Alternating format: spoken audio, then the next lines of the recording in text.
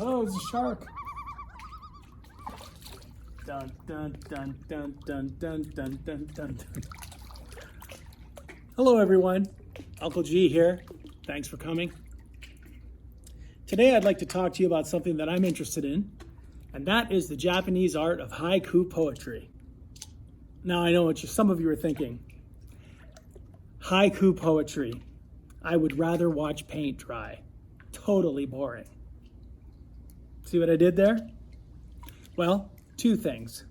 One, haiku poetry is the opposite of boring, at least to me. And two, that statement was a haiku poem. Now, how is that, Uncle G? You might be asking yourself. Well, let's take a look at it. Haiku poetry. I would rather watch paint dry. Totally boring. So what makes that poem a haiku? Well, the way the Japanese created this form of poetry was you could pretty much make a poem about anything you wanted, but you had to keep within a very strict rule of usage of syllables. So if you don't know what a syllable is the number of utterances or beats within a word. Like the word word is one syllable. Word. The word syllable has three syllables. Syllable. So in haiku poetry, the rule is the first line of the poem has to be 5 syllables. The second line has to be 7 syllables. And the last line of the poem has to be, again, 5 syllables. So the magic number in haiku poetry is 575. So if we look at the poem that I just wrote, haiku poetry, I would rather watch paint dry, totally boring. So we got 575. Now, some of you may or may not know that a while ago I started a Facebook page called House Husband Haiku. The reason why I did that was at the time I was unable to work due to my immigration status at that time of my life. And so I was basically a house husband. My wife worked and I stayed and took care of the house and all that. And so one of the things I did to keep myself busy was I would write haiku poetry about being a house husband.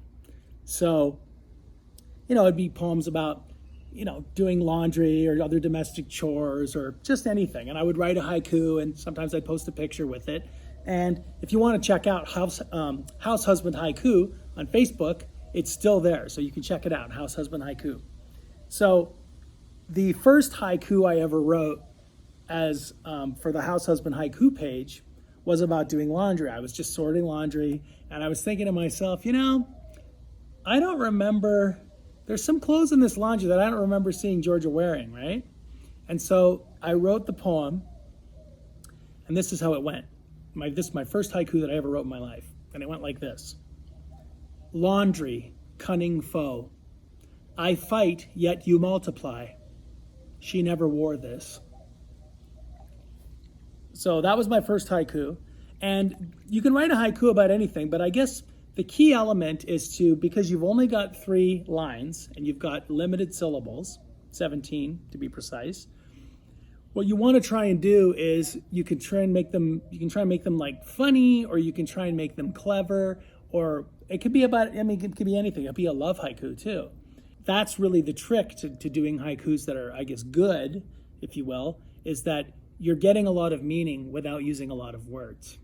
So our friend Catherine was requesting I do this haiku video, and I also wrote a haiku for her and her boys, and it goes a little something like this. 4 sons, Henry's all, are blessings to their mother's testosterone house. 4 sons, Henry's all, are blessings to their mother's testosterone house. So she has 4 sons, and their family name is Henry, and her husband's last name is Henry, obviously. And so what I came up with was Catherine's, she's the only female in that household. And what makes us males male is our level of testosterone in our bodies. So I'm sure they keep her busy, put it that way. And so if you put your mind to it, it's kind of a fun challenge to write a haiku about something given the 575 syllabic limitation, and see what you can come up with. So try it. Anyways, I hope you enjoyed this video about haiku poetry. Get those haikus, send them to me if you'd like. Send me a message on Facebook on House Husband Haiku Facebook page, and maybe I'll post some. All right, until next time, this is Uncle G saying adios, amigos.